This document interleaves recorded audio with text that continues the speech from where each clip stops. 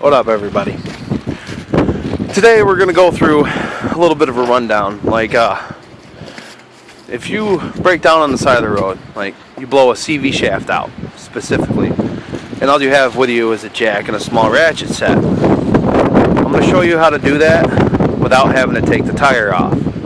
All you need is your jack, your couple crowbars, or a crowbar of some sort, and a small ratchet set.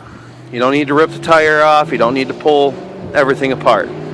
Now we already have this part of the way apart. It's the middle of winter, we're outside right now. But I'm going to give you a rundown on basically how we did this. Because we're in a limited space situation, just like you would be if you were on the side of the road. And not everybody has their whole garage with them. Usually they have a toolkit, a ratchet set, and a tire iron.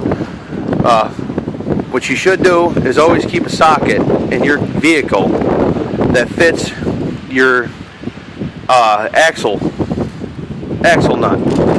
So if this does happen to you and you can only get a ride to the parts store, this is how you do it. This will save you a couple dollars. Alright. Okay. Obviously, jack the car up. You always jack it on a frame. Always. Safest space to do it. Now, your CV shaft should come out with the proper socket. My truck is a Ford Escape, 32mm socket. Always have it with you. Before you jack it up, you loosen that axle nut right there. I don't know if you can see it because I only got a good camera on the front of my phone. You take that right off. Then you jack the car up. And you come around here to the back side. That is your shock tower. There's two bolts right here. Normally.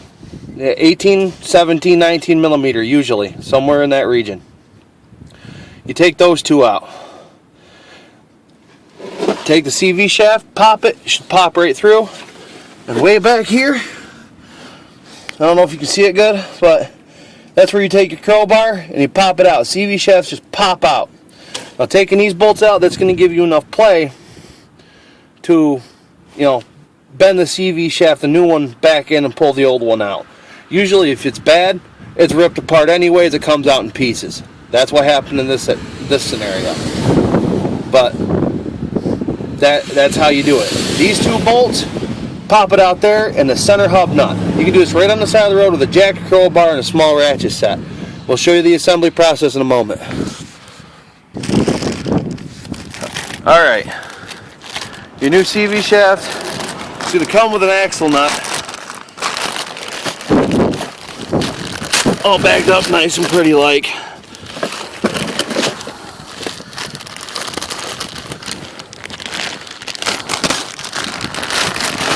And just remember, the side with the nut goes through your tire. The side without the nut goes in your transmission.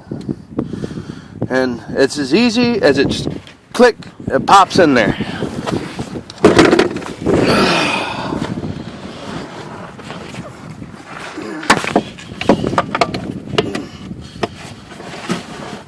Like I said, limited space scenario here.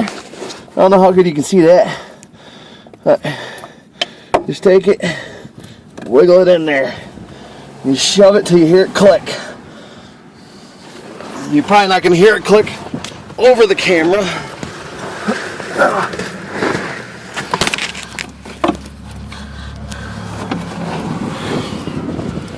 Sorry about the shaking, guys. I'm going to do this by myself.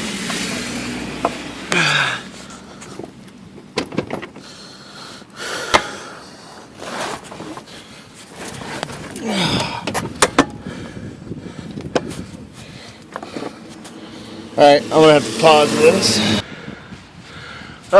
Upon a little bit more recent examination, be sure the people at the parts store give you the correct part. Old CV shaft, new CV shaft. We're missing a slight piece here. They gave me the one for the driver's side, or the passenger side. I need the driver's side one. So we'll get this swapped out and get back to it. Alright, so we're back from the parts store. This time we got the proper CV shaft. The one that actually, goes to that side of the truck. Now I'm going to try and show you the popping it in part of it again.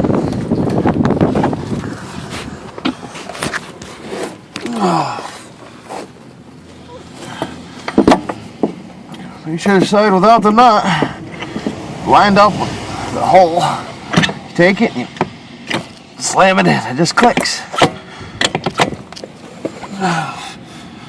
You got it all lined up in there. You might have to lay on the ground. Take it. Give it a good shove.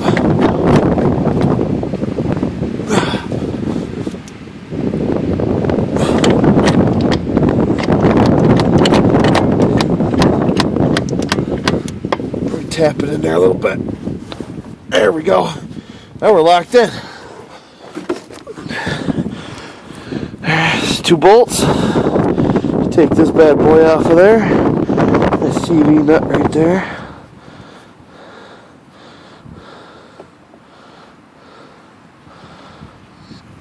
Now, there's torque specs that you gotta use to put this on so you don't crush your wheel bearing when you get it through. But if you're on the side of the road doing this, use your ratchet. Just snug it up the best you can, get to where you gotta be, and go on from there. Now this takes a little bit of finagling.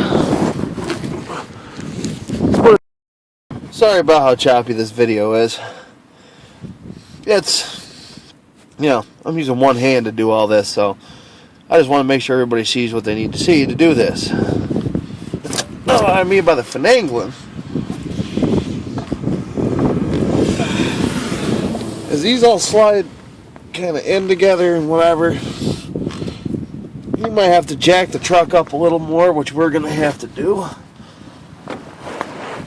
I can use my leg to do that.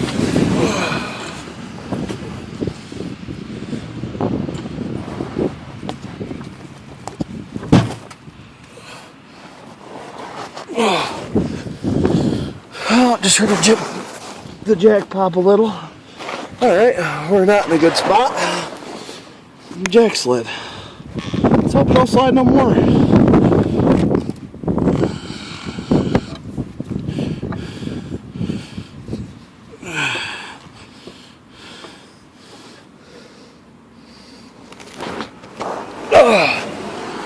Take the tire out and turn it all the way out. Pray to God the truck stays on the deck.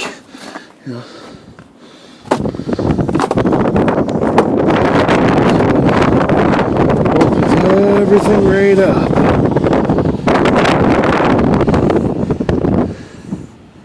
Okay, here we go. Now see how significantly far it has pushed everything. You gotta be careful of these lines and wires here. I don't really care because the sensor's worn out anyways. But if you want to save those, be careful. It just pops on in there like that. You take it, you stand it all back up.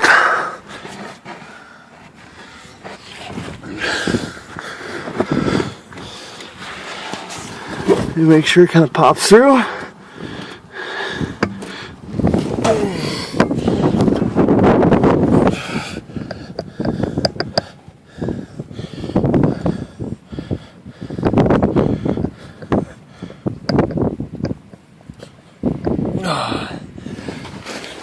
Sometimes it's a bit of a pain, so I don't know. I'm sorry everything's all turning upside down and everything else, but you just gotta make sure it gets through there.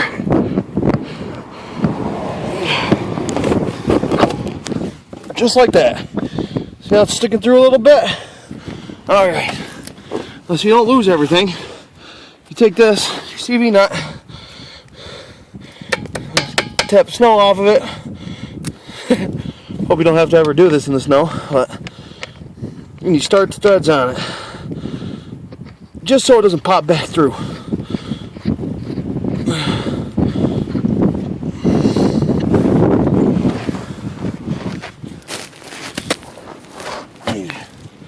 Then you take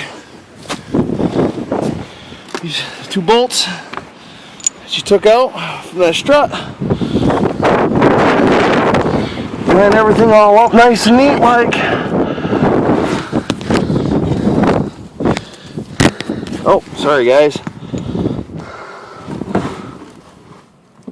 If you can turn it, the strut should turn to line up with everything. The easiest way to do that would be turn the tire back, but my jack just kind of shifted on the frame. I'm not using jack stands like you should. You're supposed to be on the side of the road.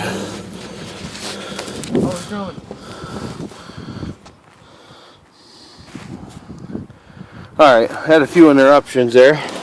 Sorry about that. But what we've been doing is kind of finagling with the jack a little bit. Raising it up, lowering it down, raising it up, lowering it down.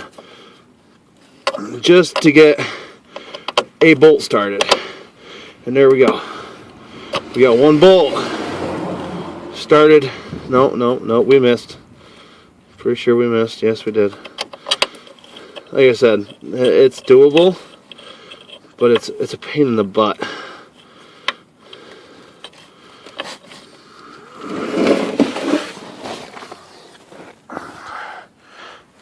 Okay, we got the first bolt in.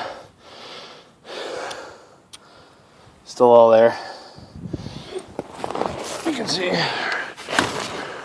right there. Got it slid through real nice. Lined up good. You get that first one in, the second one should go in with just a little wiggling around. You always want to try and get the one that's closest to being lined up in first. It just makes it that much easier. Alright, and that's in. You just put the nuts on it, tighten it up, tighten your CV nut with your ratchet, and drive to the nearest shop. Ask them if you can borrow a torque wrench. Look on Google to see what your torque specs are for your axle hub nut. Set the torque wrench to that. Crank it till it clicks. You're back on the road. Like I said, it seems like a little bit of work, but you're gonna pay a shop $300-400 to do that. You can buy the part for, I don't know, mine was $65, $70, and did it myself with a jack, a ratchet set, and a tire iron. You know, it's not that hard. Remember, 17 and 18, 19 millimeters usually do the strut towers. You want to have the same size ratchets as you need for this. Mine was a 32 millimeter. Always keep that in the car you have. The right socket for that nut. And some wrenches. Some wrenches definitely help. You know, to hold the bolt the other side when you take the nut off for the strut tower. You can hold it on there. But that is how to do a CV shaft on the side of the road. We're going to tighten everything all up here and we'll be good to go. Thanks for watching. Oh, wait a minute. Before I do that, let me tell you, just because I drive a Ford Escape, a lot of cars have the same setup. You know, the looks may vary and whatever, but it's a lot of the same setup. So just because you don't drive a Ford Escape doesn't mean you can't do it. It's 100% doable. Don't be scared to get in there and get dirty. If you want to save some money, that's how you do it. Have a good one, y'all.